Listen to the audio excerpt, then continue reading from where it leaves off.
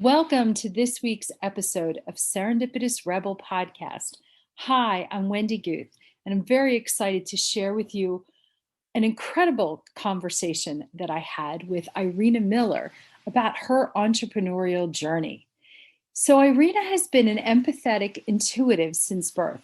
Over the last 2 decades, as an energy alchemist and spiritual life guide, she has been guiding curious seekers and visionary empaths on how to take rewarding action on their gut instincts.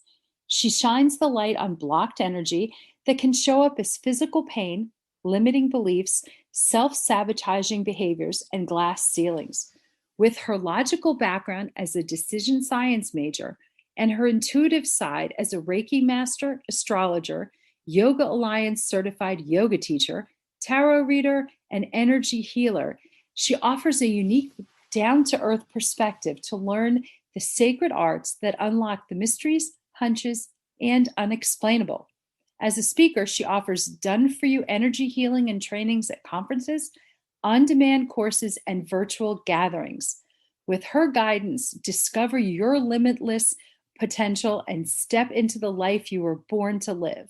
We will leave her contact information in the show notes below. So I really hope you enjoy our conversation. Irena offers amazing wisdom and insight into, well, not only entrepreneurship and the healing arts, and also the importance of pivoting and the importance of pivoting in your life. So take a listen and let us know.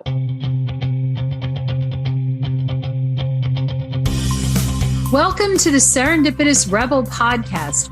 I'm Wendy. And I'm Crystal. This podcast is for the adventure-loving, purpose-driven, action-minded, authentic, and rebellious entrepreneurs. Just like us. And just like you, we are trying to figure shit out. So join us as we talk about business and life and everything in between.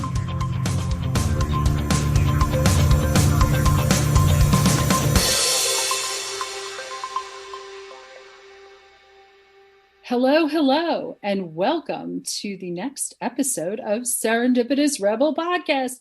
Yay! Hi, I'm Wendy Guth, a co-founder of Serendipitous Rebel, and I'm very excited today to have Irena Miller with us. As I like to do now, I ask, what 5 hats does she wear? So introducing Irena, who is an energy alchemist, an angel communicator, a nature lover, a mom, a vegan lifter, which I will ask about because I have no idea. And I can also throw in an incredibly amazing person, one of the kindest people that I actually know that walks this planet. And I also know she's a fur mom and a wife and a daughter. And anyway, I guess we could all go on. But before we even begin, what is a vegan lifter? I know. Isn't that fun and silly? Yeah. So for the longest of times, I had the wonderful good fortune of studying with this celebrity fitness trainer. Absolutely love and adore her. And she kind of put up a challenge to me that it would be a difficult road to stay fit and healthy and strong, lifting weights and being a vegan. And I was very blessed, like I often do. I connect with my friends in high places, AKA the angels. And they brought across an amazing client who introduced me to someone who had done just that, who had adopted the vegan lifestyle and also successfully got very fit and healthy and lifted weights. So wow. Hence the vegan lifter. Okay. That's fabulous. And that's just eating a lot of hummus. Yeah. Well, you definitely can. It's very. Well, I was going to say, if I could just live on hummus with like pine nuts and different, all the different kinds. Oh my God. Yeah. 5 different types last night, ways of making it. Roasted peppers, artichokes. Yes. Oh, yummy. Well, thank you very much for explaining that to me. Very cool. And that actually just adds another dimension to your amazing life. We're going to dig a little deeper into your business and your life. And let me start off with asking, so how did you get started in the online business or online space? Oh, fantastic. Well, with most things in my life, I paid attention to those wonderful little nudges, signs, inklings that we get that gently and sometimes not so gently help you course correct or pivot. And I had for years had a brick and mortar yoga school and got to the space and state that I realized that I was at the studio more than I was with my family. And I had a lot of students who were moms as well. And they started getting frustrated. Like, I want to be in their Saturday morning class with you, but I'm at the soccer fields, or I'm at the football fields, or the baseball, or nighttime, I'm with my daughter taking or send them to dance or practice. If you could only put a camera up in the back of the classroom and record it so that I could join in. And I had enough people say that I thought, all right, there's something to this. And I decided to set up a virtual yoga school. And I did that, and it was working so well. And I decided, why be away from my family physically so much when I can move everything to the online space? And there were other things too. My mom wasn't doing well physically at the time. And it just really was wonderful that I could pivot from the brick and mortar physical space when my family was changing and growing and shifting into the online space. So I did that back in 2015. Okay. So, wow, it's almost 10 years. Yeah. It's been a while. Yeah. And I started teaching yoga in 1998. So for me to bring everything into the online world was very interesting, trying to navigate, Zoom and teaching yoga online back in the Aughties. And, we're never going to date ourselves. You know that. No, I was 3 when I started. Exactly. So let me ask you, were you an instant success? Well, I think it's, I always giggle because I love the bands who say, yes, we were an overnight success, if you count the 10 or 20 years that took us to get here. So I definitely feel like that. This is a lifelong passion of mine. And because it's an ever evolving experience, I find that success is something that we all have to be very careful of how we define, what key performance indicators we use to decide whether or not what we're doing is worth pursuing, because there is a lot that I've discovered. What I thought would be successful, I realized didn't bring me happiness or joy, because it came at sacrificing time with the family or self-care or sleep. And I continue to redefine that word. So no, I would say not an overnight success. And definitely even that definition to that word continues to change for me. Oh, I love that. And I love that you referenced performance indicators. Good Lord. Yeah. I'm like, wow, you understand business. Well, that's my degree. Yeah, exactly. I'm the business degree, so I bring it in. And the next question really is, what was the impetus to make a change?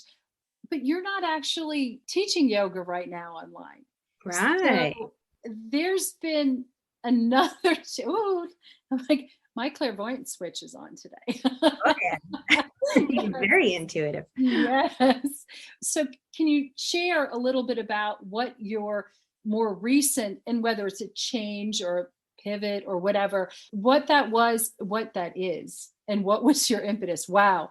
Could I not get my tenses correct? And we'll just go with it. It's because we're talking and time is relevant. I joke about that because one of the things that I love to do is teach people how to speak the language of intuition. I do believe that we're being guided all the time by something that is loving and benevolent, whether you think of it as angels or a higher power or source, that really has our highest and best interests at mind. And sometimes we can't even dream big enough. I remember when I first moved to Cincinnati, I had never expected to move to the Midwest. I had gotten my degree in decision sciences and management and information systems, very logical, down to earth, practical, so I could get a job when I graduated and, not live with my parents forever. I didn't want to do it, but it was a logical thing to do. And I did find joy in it, the building of the systems and the logical pattern finding. But when I had the opportunity to pursue my spiritual interests, whether it was yoga or just the studies, the philosophy and the theosophy, I jumped at it. and I left corporate. And when I did that, I knew that for me, experiencing just a greater connection to peace could be found in many different spiritual pathways. Yoga was the thing that opened the doorway that made it easy for myself to find comfort in my own skin, because I didn't feel comfortable. I didn't feel at home, so to speak, in my body. You know, as a young person, it's hard to, your body's changing. And I started yoga in my late teens. So that was a wonderful discovery. But what I found was that the yoga enabled me to open up and understand intuition to an even higher level. And the more that I practiced yoga, the more that I was able to feel the emotions stored in my body and realize that emotions are energy in motion. Continuing my spiritual pathways, I was able to initiate in many different styles of energy, including Reiki. So when I started teaching, I found that most people like myself, you can't see this energy that's around you, this language of intuition. Like, can we trust that we're, getting an intuitive knowing, like, oh yeah, this is really a gut instinct, or I should trust my feelings, or it's not just mother's intuition. There's something more to it than that, not to explain it away. And I found that the vehicle of yoga was a nice way to discover how to pick up on these little things, like noticing when we get goosebumps, or when we have butterflies in our tummy, or how our shoulders tense around certain people that don't have our highest and best interest in mind. So once I had enough people who could feel that and understand it and start to sense it physically, because our body is our best intuitive tool, then I found I didn't need the vehicle of yoga anymore to teach people how to trust their intuition, to believe that there were friends in higher places, so to speak, looking out for you, whether you see that as angels or guides or ascended masters. But all of a sudden, people were in a place where they could come to the table and have that conversation with me, rather than just saying, oh my gosh, every time I'm in pigeon pose, I need a tissue box because all that stored emotion in my hips is being released. So kind of a long answer, but for me, it was the medium that was the vehicle that enabled this conversation to be had. Interesting. So you started yoga in your late teens. Yeah. And I'm not giving away anything now, but there's been a few years in between. So just un poquito, or whatever, if that's the correct word. Do you think that there's been an evolution for you as well? I know that definitely people have found you, and I think it's what you put out there. You know what I mean? Yeah. I mean, it's interesting because I was part of your online yoga back in like 2016. Yes. And that's when I met you. And even in the past, I mean, there's been an evolution in the past few years. Do you feel do you put out different energies, and you put out different, what am I trying? It's like, I'm not going to say ascent. In that part, do you think it's because you've evolved? Oh, 100%. Yeah. Yeah, we're constantly growing. And for me, I'm a perpetual student and learner. I can never, my thirst for knowledge and information, if there's something I can certify in, initiate in, take the training deeper with, I will do it. I've studied astrology for years, decades at this point, and I'm blessed that we have the only physical astrology school here in the Midwest. Well, actually, all of North America. And the teacher there, I've known her for, 15 years or more.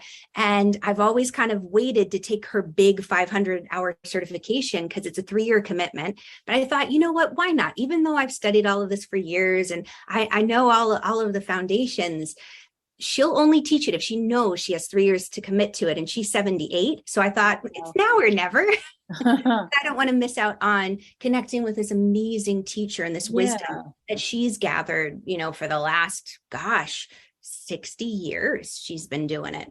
So it's, for me, very powerful that even if I do know something, I know there's always something more to be learned. So yes, I'm continually evolving, and I bring that to my students and clients, because I also know that all of us are changing and evolving. We're all raising our vibration, so to speak. We're all growing. And as a result, the sacred practices that worked, 100 years ago, 50, 10, heck, even 5 years ago, they don't work the same way now because we're different. So a classic example that was taught in the 80s and 90s is if somebody was giving you bad vibes, they were giving you stink eye, they were throwing some shade, put up a mirror and just reflect it back. Well, that's not in your highest and best interest, because what happens is the person gets their nastiness reflected back to them and they think it's you, and then they energetically try to whack you again. So now we know, we've evolved a little more awareness that it's better to surround yourself in a golden bubble of light, kind of like Galinda, the good witch. But gold is a color, and you can use color. You think of red as a power color, violet for peace. You can use golden light to help neutralize the energy. It's like diffusing a bomb, and it's miraculous the way it works. I always love telling the story of being in line behind this guy who was so angry at the pharmacy window. We all outside pharmacy window. I don't know if you ever do that. You think, oh, it'll be faster. I'll do the outside window instead of into the grocery store, stand in line forever. And so we're out there standing, a line of us, and this guy in front of us gets angrier and angrier, and he starts banging on the window, open up. I started getting genuinely scared because this guy is ready to flip his lid. I don't know if he's carrying a gun or what. And I'm looking around and I thought, well, there's people here, there's witnesses. Surely he won't do anything too crazy. But I was getting pretty scared, getting ready to leave. And I thought, wait a second, I don't feel in imminent danger. So I'm going to ground. I'm going to put myself in a golden bubble of light. Next thing I know, kid you not, this guy who went from like the angry monster and the lunatic, it's like the thorn had been taken out of his foot. He turns around to me and the lady who's behind me and he said, oh my God, I am in so much pain. I feel like I'm going to collapse. I just need my medicine so desperately. I thought it would be faster if I came out here. And don't you know, in that moment, the pharmacy window opened. He received his medicine. So something as simple, if we knew that golden light, what could that diffuse? Oh my goodness gracious. How many fights could be averted and how much more peaceful. Well, I am definitely going to direct all of our listeners to your Facebook page. It's your Facebook page. Yeah, which has unbelievably amazing weekly inklings that are absolutely priceless. And I think they do play such an important role in really helping us, understand ourselves, and then in finding our best selves, pivoting. Yeah, it's so important to really understand who we are and what we want, what we need. And it is those little, it's the intuition. And, as women, we're emotional. We're always emotional. And our intuition doesn't mean anything. And I call bullshit to that. Here. So, yeah. So let me ask you, as a business owner and as an online business owner, when you've done made these changes, were you scared? Oh, yeah. Here's the thing, though. I think without some butterflies in our tummy, I once had this incredible acting director / coach, was in the play at the university I went to, Sweeney Todd. Loved being in that play so much. I was a business major, but I wanted to be with all the arts enthusiasts. And he told us that moment that you go on stage and you've lost the butterflies, you've lost it. Yeah. So I think sometimes we look at fear and we don't necessarily see the possibility and the potential there, that it could simply be the excitement of starting something new. Anytime we change or we shift, there's a difference. It will be nerve-wracking, but those butterflies help us stay connected to the awe and the wonder that's around us all the time that we could miss if we just get stuck in that same old wheel of routine. So for me, yes, I feel those butterflies, that excitement that sometimes could be seen as fear, but I also feel so confident that in these choices and decisions, I'm not alone. I have angels who are watching over me. I've got my mom on the other side shouting down instructions from heaven. Yes. So I know that I have wonderful, wonderful guidance, and I won't be left hanging. It's so interesting. I'm doing this Brene Brown thing, her Mhm. book, or what is it? Dare to Lead. And one of the things she talks about her square squad, which is a very small box. It just dawned on me that another element of that square squad, and it's supposed to be those people who you trust. Oh And yeah. it's not just those who hang out with you that you hang out with and yes you, but the people who you genuinely turn to when you need advice or you want. And it just dawned on me that an important square squad really are your higher people. Yeah. Mhm. I mean, Those I know that I'm going to say routinely or constantly or whatever, my parents are always, they're not with us anymore, but they're still with us. They're always with us. yeah. I digress a little bit, but I think that that's actually, it's an important element too of who you trust. Yeah, Yeah. exactly. And that's 100% what I love to teach, because this language of intuition, trusting our gut instincts, Mhm. trusting that the messages, the impressions, the thoughts that pop into our head are from angels or guides or loved ones. Yeah. It's like developing a relationship. We don't necessarily trust it right out of the gate or in the beginning, and nor should we, but we develop it over time. We get that intuitive hit. Oh, you left your phone in the bedroom when you were changing your clothes to get ready for work. Or, oh, those keys that you can't find, they're in your jacket pocket. I call on St. Anthony all the time, or the runner guides, to help me find lost things. And the reason that I can trust that they're going to have my back. So like, even when my kids would wander off and I couldn't see them at the pool, I say, St. Anthony, runner guides, where are they? I trusted, even though I was still full of fear, like, where are they? That I would find them, because they've come through on so many other things, whether it was the little things of helping me find my phone, or finding the keys, or finding just that last supply of canning ingredients. Like the time I decided to can peaches last minute, and everybody else was apparently too. So they come through, and that validates your Yeah. intuition. So I always say, ask for the guidance. And once you've asked for it, receive it, meaning, okay, I'll give it a try. I'll go look in the bedroom, even though I don't think it's there. And then validate it by speaking it out loud. Like, oh my gosh, you'll never believe it. The phone was there in the bedroom. Or in my hand, or Yeah. my glasses sitting up on the top of. Yes, exactly. Yeah, it's oh, and this is like such another such another conversation, but it's incredibly powerful, the tools, and they're so important for entrepreneurs to Yes. have. 100%. And it's really is, it's trust your gut. Yeah. Listen to what. And it's interesting. I know when things aren't right for me, and I will admit I am one of your Energy Alchemist students, Yes.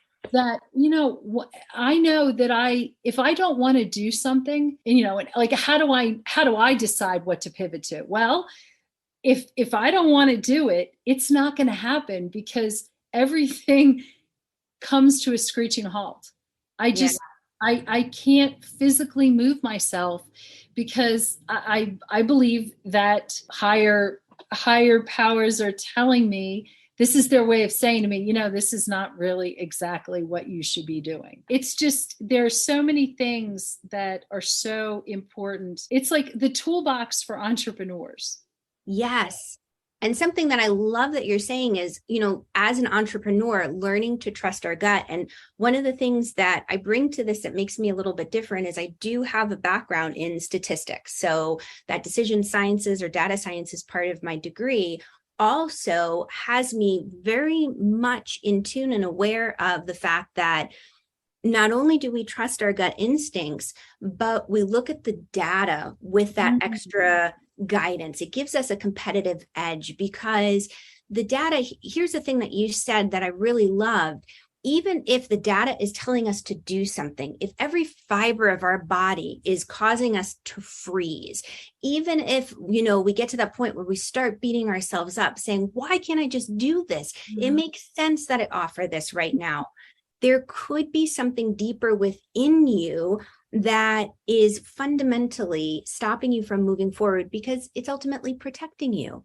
It's helping you rather than push forward into a life. Like I was saying with my brick and mortar business, things were going great. My definition of success, having a profitable studio, having my classes full, that was great. But I also at that point in time didn't have as much time with my family. And so for me, even though the numbers looked great, something inside me told me, I need to shift. I need to pivot. Something's off. And thank God I did, because I found out my mom was sick and we were able to make that shift in plenty of time. So I had extra time with her before she transitioned. So finding that beautiful blend and marriage between trusting your gut, looking at the data, stopping the self-sabotage in the sense of blaming ourselves for not doing things when every fiber in our body says no. Because here's the thing, when you look at your natal chart, or heck, if you even see where the moon is, you can discover, oh, well, that's why I don't feel like doing much. So I know when the moon is in Cancer, for me to be vocal and extroverted and out there is not going to happen. So if I set myself up to do a webinar on a day like that, I'm self-sabotaging. Right. I want to be on the couch with my bonbons and my rom-coms. Now, if the moon is in Leo, then I'm so ready for the spotlight, my close up. But you learn these things about yourself, how you engage with the elements in the environment too. It has become for me, it's interesting. I never really, I pushed through, when I had to worry about a cycle, I would just push through. And I never listened to anyone ever who said, you have to look at your cycle, you have to, and I'm like, no, you just push through it. You just push through it. And now that I don't worry about those things, I'm much more in tune to just if I feel off. And I guess I look at that, those are like decisions, those are things that I am able to determine and have control over. Yes. Yeah. Because it has to do with who I am and just my whole purpose. Really powerful things that I think, that when you, again, it's like you have this toolbox as an entrepreneur that you go back to and you look at, and you're thinking about it. You really need to do some sort of a calendar, an intuitive entrepreneur calendar. Yeah, you see, where is the moon, right? And where do we fit in? It's just, it's really absolutely intriguing things.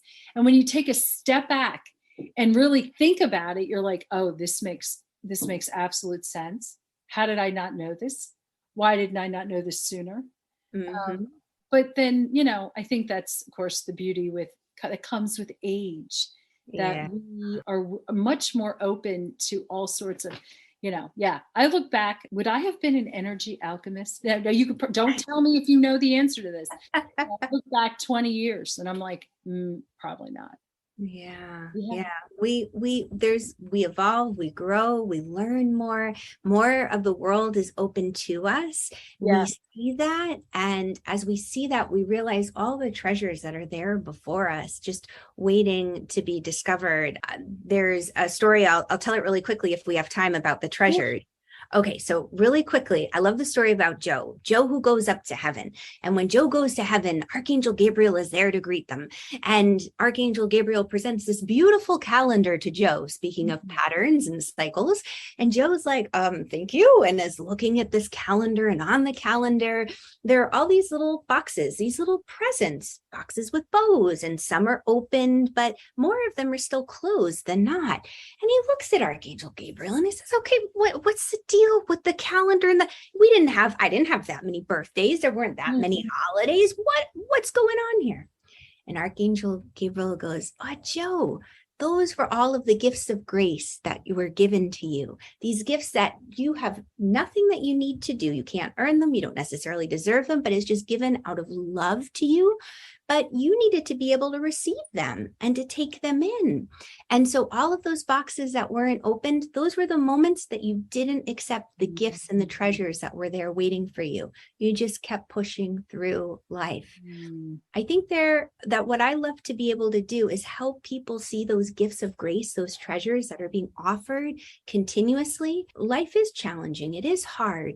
And yet at the same time, if we can find a rhythm and a way to dance, to co-create, to create this life of joy, all of a sudden it doesn't feel like a struggle. And we realize that what once felt hard is more of the thrill of a challenge, doing something that we never thought we could accomplish. And there's a sweetness that comes with that. I think of Joe Ogden in the calendar. Where are the gifts hiding? I hadn't heard that before. And I think that there's something, it's so sort of hits working too much, not focusing on what's important, not stopping to even, smell the roses, whatever it is. And then all of a sudden you get to a certain point, you're like, wow, it's time. And its time is now. And that's what I love about women who enter into the entrepreneurial space in midlife. It's like there's opportunities, there's chances, however you want to say it, that, and really to dig in when it's like we have a sort of, sometimes we have a slightly different vernacular. And because I'm thinking, oh, you're talking about being in flow. It's just when you're, all of a sudden it just you're moving, and it's like, or you're finding your bliss, it's just, and we really do talk the same language. It's just, and it's, I don't know, my whole thing, my whole shtick is I want people to be in flow. I want people to have, especially women, to have these, to have the bliss that they want in life. And it's just, it's, and we deserve it. Yes, to step into the life you were born to live. It is written in the stars, and you have free will. You can also change it. Exactly. And, that's what I always think is funny, because people talk about, sometimes we're told that pivoting it's giving up. It's just, you're just making, you're giving up. You're, almost like you're a loser. And I call bullshit. I say that to make changes that make your life better and your purpose clearer is really what life is supposed to be. But anyway, that's my soapbox. So, and this is not my soapbox day. I love it though. So one of the things we do is we go into this like rapid fire, the pop in. Yeah. But before we do that, I just want to ask you, has your journey, has it been worth it? Oh, 100%. I knew the answer. Yeah. Yeah. And it's still going. And that's the beauty. Because I bet if I were to say, what do you do in a year from now? You're like, oh, exactly. Yeah. I've got plans. I've got plans and places, people to see, places to go, more things to learn. And that's absolutely amazing, and has been truly an inspiration for me. Very much an inspiration for me. So rapid fire. The first thing that pops into your head when I say, what is one system you can't live without? My morning routine. Yeah. My connection with my angels, most definitely. I have I get up at lots of different, I'm trying lots of different, sometimes it depends on the moment in time, right? As a mom of kids, human kids, fur babies, sometimes you don't always get the best night's sleep. But if nothing else, before I get out of bed, something that I always do, a system that never fails me, is I love to say a quick little prayer. May God go before me and show me the way. May angels watch and protect me throughout the day. And if I have more time, I have a more elaborate practice that I do, but that is one system that I rely on day in, day out. Oh, that's fabulous. That is fabulous. I love that. Thanks. Yeah. What gets you out of bed in the morning? Well, my work, which I consider my play, I literally get out of bed and I come right to my computer. I've got my practices I do, but I love, love, love being able to share them with other people, to give them a behind the scenes look, because so many people are just hurting. They feel lonely and isolated, like they don't belong. So my goal is to empower empaths and give them the sacred practices and tools to step into the life they were born to live, not to keep living someone else's idea of perfection or success. So I think you just answered this, but we'll ask it anyway. Okay. What do you love most about being an entrepreneur? Oh, well, this is a great question. I think for me is that I get to call the shots. I get to work as fast as I want, slow as I want. For me, I can create. I love to create. So not having to run it by 100 people or get the A-OK. I was definitely born to be an entrepreneur. Really, ultimately, who do you answer to? The big gal in the sky. Exactly. I love it. Well, for you, it could also be your puppy who's somewhere wandering around you. Yeah, right here. Yeah. Okay, last one. Define purpose. Well, purpose for me is your calling. It's the life you were born to live. It's something that stirs so deep within your soul. It's this faint little echo that you can barely hear. I think of it like the lyrics to the Rainbow Connection. I love that song when Kermit is singing about, have you heard them calling? Your voice in the night, singing that sweet song.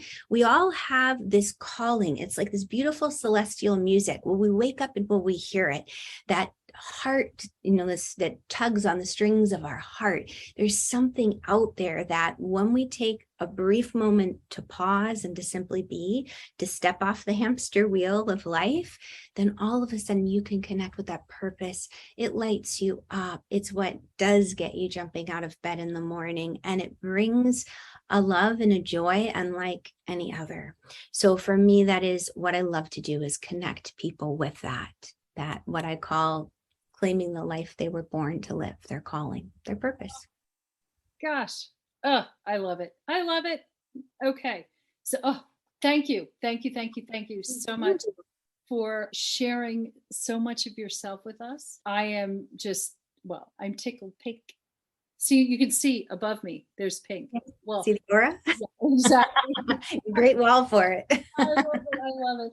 So thank you all for listening and sharing with this episode. And I will see you again next week. Yeah, soon, very soon.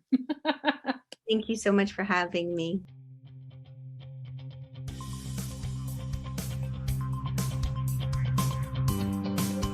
Thanks for listening. Be sure to subscribe and leave us a rating. But only if you liked it. Otherwise, just keep it to yourself. You can learn more about our upcoming masterminding opportunities on our website at serendipitousrebel.com. And if you have topics you'd like to hear about, be sure to submit them on our website or DM us on social media. Hey, see you next week. Bye.